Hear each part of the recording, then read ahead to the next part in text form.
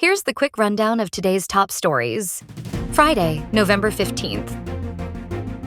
Storm Pepito might make landfall as a super typhoon with signal number 5 possible. The Philippine Atmospheric, Geophysical and Astronomical Services Administration warned on Thursday, November 14th, that severe tropical storm Pepito, with an international name of Manye, could intensify into a super typhoon before making landfall over central Luzon this weekend.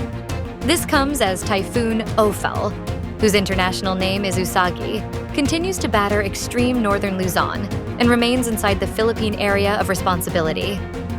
Pagasa said Pepito may intensify into a typhoon by Friday, November 15th, and reach super typhoon strength by Saturday afternoon or evening, November 16th, just before landfall. Ezpeleta takes helm of Philippine Navy and vows to stay on course amid complex West Philippine Sea situation. Rear Admiral Jose Maria Ambrosio Ezpeleta committed to steer the Philippine Navy steadily amid the complex situation in the West Philippine Sea, as he was appointed as the 41st Flag Officer in command of the Philippine Navy on Friday, November 15th. In his speech, Ezpeleta acknowledged that the country's oceans and seas are not merely vast expanses of water, rather trade highways, food and livelihood sources, the largest ecosystem, and the front for current and developing geopolitical dynamics. Marcos inaugurates LRT-1 Cavite Extension Phase 1 and is set to open to public on November 16th. President Marcos said that Filipino commuters will now see a great reduction in travel time in Metro Manila as he led the inauguration of the Light Rail Transit Line 1 Cavite Extension project, marking a significant milestone in modernizing the transport system in the Philippines. In his speech on Friday, November 15th, the president said the additional stations, Redemptorist Asiana, MIA Road, Parañaque Integrated Terminal Exchange, Ninoy Aquino Avenue, and Dr. Santos will serve as vital access points for many commuters across Metro Manila, Cavite, and other neighboring areas. Senators back the restoration of the Armed Forces of the Philippines' 10 billion budget cut. Senators have urged the Senate to restore the 10 billion pesos slashed from the Department of National Defense proposed budget for 2025, citing the funding's crucial role in advancing the armed forces of the Philippines modernization program.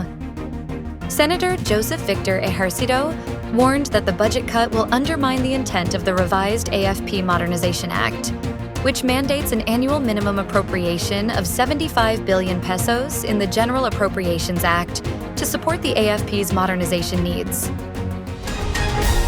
Fuel prices are set to roll back next week. The recent string of oil price hikes may be coming to an end, with industry analysts projecting a slight dip in prices next week.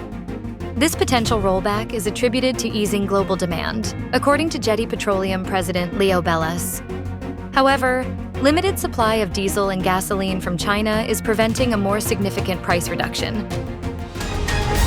CIA employee is accused of leaking classified information on Israeli attack plans and will face charges in Virginia.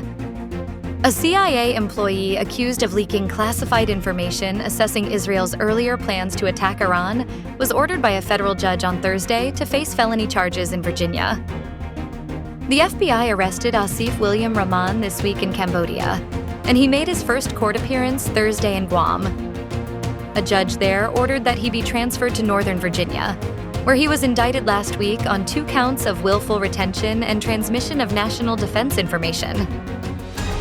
Dua Lipa gives Pinoy fans a fantasy party club during her Radical Optimism tour. It's incredible to realize that 6 years after her last concert in the Philippines, British singer Dua Lipa still receives the same energy from her Filipino fans.